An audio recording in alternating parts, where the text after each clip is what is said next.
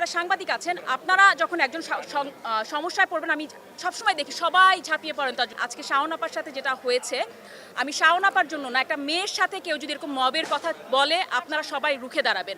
এবারের পরিবেশটা আমার কাছে আরও বেটার লেগেছে এবং আমার মনে হয় যেন রেজাল্ট পর্যন্ত এই কন্টিনিউটিটা থাকে, যেন কোনো অপ্রত্যাশিত এমন কিছু না দেখি বাসায় যেখানে যে মানুষ আবার এটা নিয়ে আবার কথা বলছে। মাঝখানে লাস্ট কয়েকবার অনেক অপ্রত্যাশিত ঘটনা দেখেছি।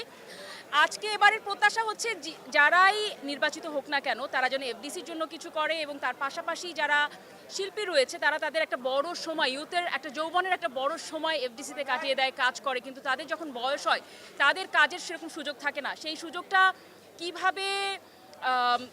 কিভাবে তারা বের করতে পারবে যাতে একটা আর্টিস্টের বয়স হয়ে গেলেও তারাও যেন কাজ করতে পারে, পরিবার নিয়ে সম্মানের সাথে চলতে পারে, কারোর কাছে হাত পাতা না লাগে, এইটা যেন শিল্পী সমিতি তারা যেন মাথায় রাখে, এই একটা জিনিস। আর আপনি যদি আমাকে বলেন যে এটা আমার প্রত্যাশা ছিল, আর আমি কি দেখে ভোট দিয়েছি, আমি চেষ্টা করেছি, আমি মোটামুটি সবাইকে চিনি যারা যারা এবার নির্বাচনে দাঁড়িয়েছে, যারা যারা সেন্সিবল থাকে না, আমরা বছরের পর বছর তো দেখি, শুধুমাত্র ভোটের সময় তো এসে তাকে দেখে তো অ্যাকচুয়ালি ভোটটা আমরা দিই না, আমাকে সাথে সুন্দর করে কথা বললো, ফোন দিল, ভোট দিয়েছি সেটা না, যাদের সাথে সবসময় কথা হয় বা দেখেছি সবসময় সেন্সিবল তাদেরকে ভোট দেওয়ার চেষ্টা করেছি। আর আমি কখনো নির্বাচন করব না, নির্বাচন করার ইচ্ছা নাই, না সুপ্রিম কোর্টেও ইচ্ছা নাই, এখানেও ইচ্ছা নাই নির্বাচন করার। আমি আমার কাজ নিয়ে ব্যস্ত থাকতে চাই এবং সেটা কারণ নির্বাচন করতে গেলে মানুষকে অনেক ফোন দেওয়া লাগে, আলাদা আলাদাভাবে বলা লাগে, মানে কি বলবো, অয়েলিং করা টাইপের বা যেটাই বলেন না কেন সবাইকে আলাদা আলাদাভাবে বলা আমার পক্ষে সম্ভব না।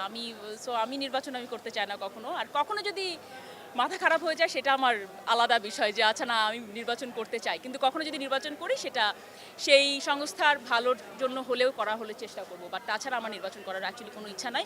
এবং একটা কথা আমি আপনাদের, যেহেতু এখানে অনেক ক্যামেরা আছে সে কারণে আমি বলতে চাই, দেখেন একটা আর্টিস্ট, সেও একজন মানুষ, সেও পলিটিক্স করতে পারে, I have nothing to say there. হ্যাঁ, আমাদের অনেক আর্টিস্ট আছে যারা পলিটিক্স করে এবং সেটার জন্য সুবিধা পেয়েছে এবং অনেক অসুবিধারও শিকার হয়েছে, আগেও হয়েছে, এখন হয়েছে, that's the norm of the politics.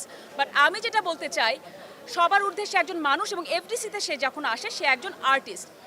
একটা আর্টিস্ট যখন সমস্যায় পড়ে অন্য আর্টিস্টের উচিত তাকে সাপোর্ট দেয়া। আমি মনে করেন আপনারা আজকে যারা সাংবাদিক আছেন আপনারা যখন একজন সমস্যায় পড়বেন আমি সবসময় দেখি সবাই ঝাঁপিয়ে পড়েন তার জন্য, দ্যাটস সো গুড। বাট এই সেম জিনিসটা আমরা আর্টিস্টদের কাছ থেকেও আমরা প্রত্যাশা করব। এটা আমি বলে যেতে চাই, আজকে শাওন আপার সাথে যেটা হয়েছে, আমি শাওন আপার জন্য না, একটা মেয়ের সাথে কেউ যদি এরকম মবের কথা বলে আপনারা সবাই রুখে দাঁড়াবেন। সেটা সে যেই পার্টি করুক না কেন, একটা মেয়ের সাথে যদি এইভাবে কথা বলে এটা কোনোভাবেই মেয়ে না, অ্যাকচুয়ালি ছেলে মেয়ে মবের শিকার হবে, এটা একটা সভ্য সমাজ, একটা সভ্য দেশে কোনোভাবেই গ্রহণযোগ্য না।